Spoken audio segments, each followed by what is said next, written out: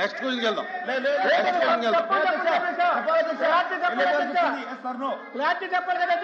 చెప్తాను.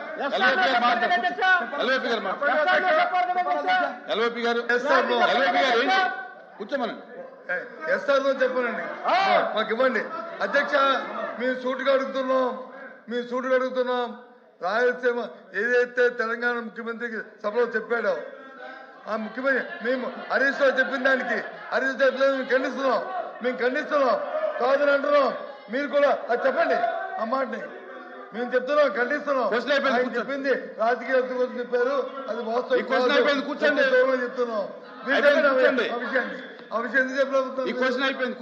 అది కాదు, అది అధ్యక్ష చెప్పాలి. అధ్యక్ష రాజగోపాల్ చెప్పడం కాదు, కాదు. రోజు అయిపోయింది, కూర్చో. నెక్స్ట్ క్వశ్చన్కి వెళ్దాం సార్. ఇంకా లేదు సార్.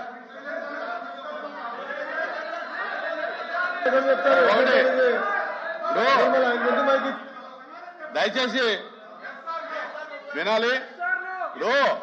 ఈ సభ నడపాలంటే ఉద్దేశం ఇరు పార్టీలుగా ఉండాలి. ఎవరు స్ట్రాటజీ వాళ్ళు వాడితే కనుక సభ నడపడం కష్టం.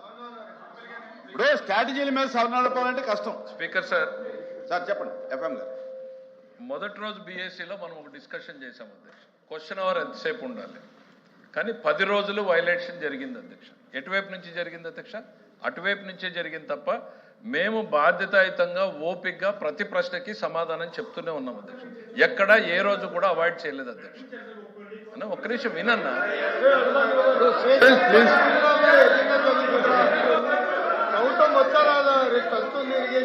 ఒక్క నిమిషం సరే మాట్లాడుకోండి. మీరు చైర్మన్ ఇప్పుడు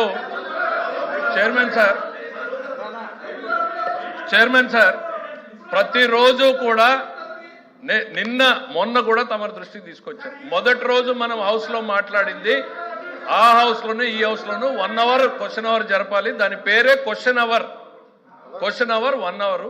వైలేషన్ వచ్చింది. సరే మీరు ప్రాధాన్యత అనుకున్నారు, ప్రభుత్వం సిద్ధంగా ఉంది కాబట్టి చేస్తున్నాం కాబట్టి మేము చెప్తా పోతా ఉన్నాం అధ్యక్ష. ప్రతిరోజు ఎక్కడ కూడా డివేషన్ ప్రశ్నలు అడిగేటువంటిది వాళ్ళు అడిగినప్పుడు ఈ ప్రశ్నకు సమాధానం ఏం చెప్పాలి అనేటువంటిది వాళ్ళు డిసైడ్ చేయరు అధ్యక్ష, ప్రభుత్వం డిసైడ్ చేస్తుంది అధ్యక్ష.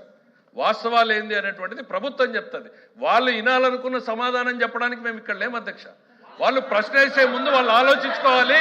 ఈ రాయలసీమ ఎత్తిపోతల పథకం మీద అడిగితే ఇది తిరిగి మన మెడకు చుట్టుకుంటుందా లేదా అన్నటువంటి ఆలోచన వాళ్ళకు ఉండాలి అధ్యక్ష.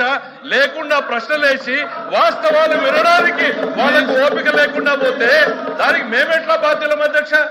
ప్రశ్న వేసే ముందు ఆలోచించుకోవాలి. ఇందులో దోషులు ఎవరు, తప్పు చేసింది ఎవరో, సభ సాక్షిగా నిజాలు వెలుగులేకొస్తే ఎవరు ఇబ్బంది పడతారని వాళ్ళకి వాళ్ళ నాయకుడి మీద ఏ రకమైనటువంటి చిత్తశుద్ధి ఉందో ఇవాళ అర్థమైంది అధ్యక్ష.